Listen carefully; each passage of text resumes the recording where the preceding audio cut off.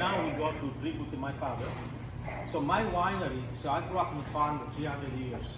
And there are, I will send you, you are on WhatsApp, right?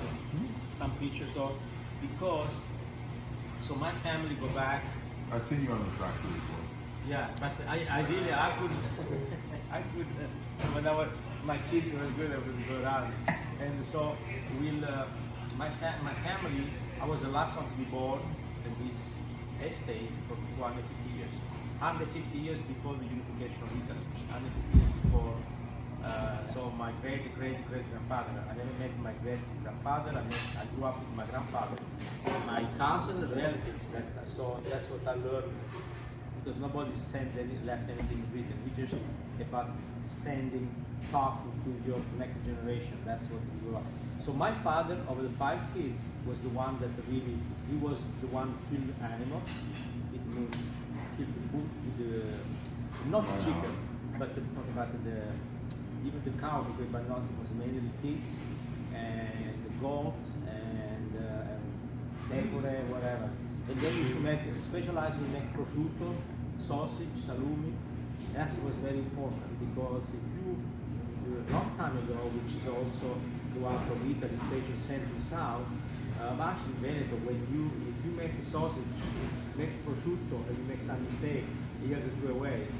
It's not because you can buy another one. You don't have very much thing. Your pig, you have 2 pigs, 1 pig, that has to last all year. And when you have a big farmer like my family, you're talking about, you have to make sure that that's how you eat during the summer. So my father was the one who specialized.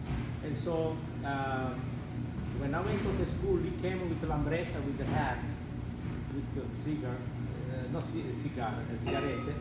And so he came there, he brought some eggs, sugar, and some biscotti, because when I was at home, I always had my zabaione almost every morning. So my father brought that, because my mother said that, and said, oh, come on, let's get ready, come home. And I said, well, Papa, I was like 15 years old. He said, well, I don't know, let me think about it. But then, of course, he understood that he wanted, because it was so hard. So my father was an incredible, very balanced. My mother sometimes was, like that.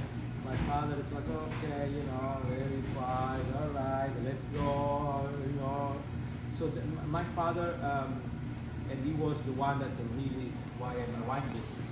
Because when he died, at 50 years old, I finished my army in September 15, so I did the crash. And I made the first wine, because I went to school, so there were no sommelier, much sommelier needed at that time. It was just Associazione Italiana Sommelier AIS. There were like 40, and one of that happened to be my teacher at school. And so I studied the fermentation of that. Before it was about the moon. You do the same thing your family does. That's what you do in our families.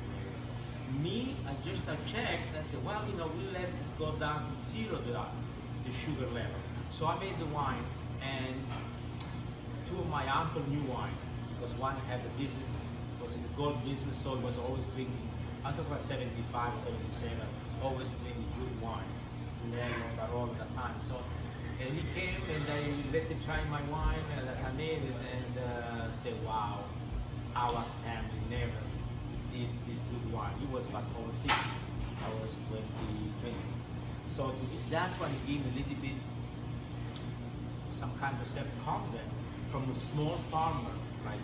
So I really gave me an input, and then I went much more than I studied wines.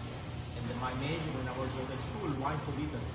At 20, no, actually 16, 17, I learned all the DOC wines of Italy, all the grapes. And then, of course, I get myself to do all this tasting. So my father's, this is tribute to him, Vincenzo.